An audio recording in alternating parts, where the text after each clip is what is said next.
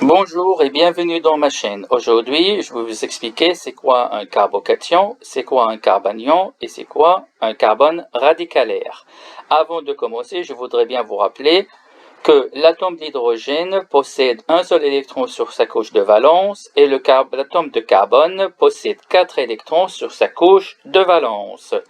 Regardons maintenant un exemple comme la molécule de méthane. La molécule de méthane, on voit ici qu'on a le carbone au milieu avec ses 4 électrons de la couche de valence et les 4 atomes d'hydrogène. Chaque atome d'hydrogène possède un électron, celui de sa couche de valence. Et on a ici 4 liaisons covalentes apolaires entre le carbone et les 4 hydrogènes. Et si vous voulez plus d'explications sur les liaisons ioniques covalentes apolaires et covalentes polaires, regardez ma vidéo concernant ces idées-là.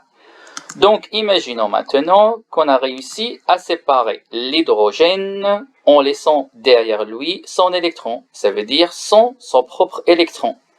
On voit bien maintenant que l'hydrogène a perdu un électron puisqu'il l'a laissé au carbone, et donc lorsqu'un atome perd un électron, ça veut dire il perd une charge négative et va se trouver avec une charge positive. On appelle cette espèce-là un proton.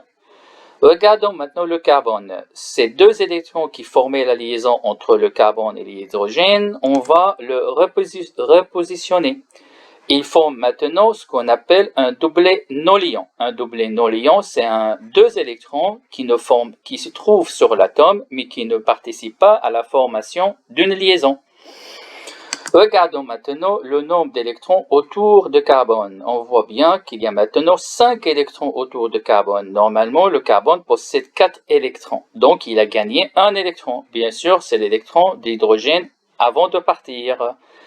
Et donc, il y a un électron en trop sur l'atome de carbone. Et lorsqu'il y a un électron en trop, un électron, c'est une charge négative. Donc, l'atome possède une charge négative ou porte une charge négative.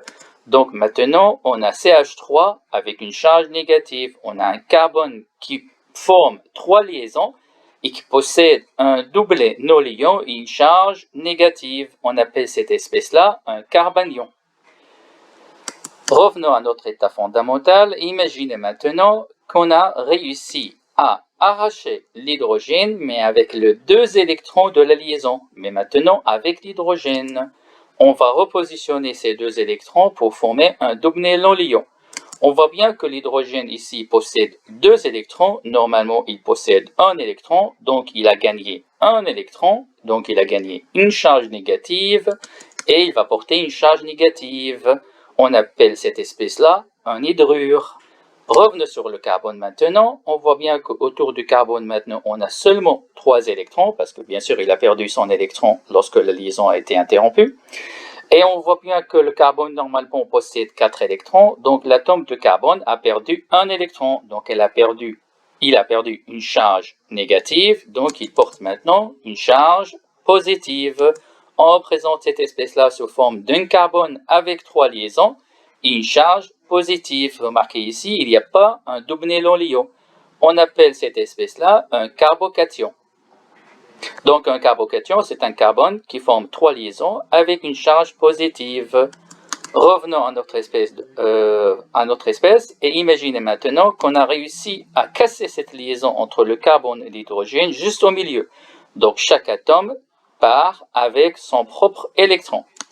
Regardons le nombre d'électrons qui entourent chaque atome. On voit bien que l'hydrogène possède un électron et que le carbone possède 4 électrons. C'est exactement le nombre d'électrons que l'atome possède sur sa couche de valence. Donc ces deux espèces ne sont pas chargées, mais ils possèdent un électron célibataire. On appelle ces espèces-là des radicaux libres. Pour le carbone, on voit ici qu'on a un atome de carbone qui possède 3 liaisons et un électron célibataire, donc c'est un carbone radicalaire. Donc pour résumer, lorsqu'on a un carbocation, on a un carbone qui forme 3 liaisons et qui possède une charge positive. Lorsqu'on a un carbanion, on a un atome de carbone avec 3 liaisons et un doublet non-liant et une charge négative. Et lorsqu'on a un carbone radicalaire, on a un carbone qui possède 3 liaisons et un seul électron célibataire.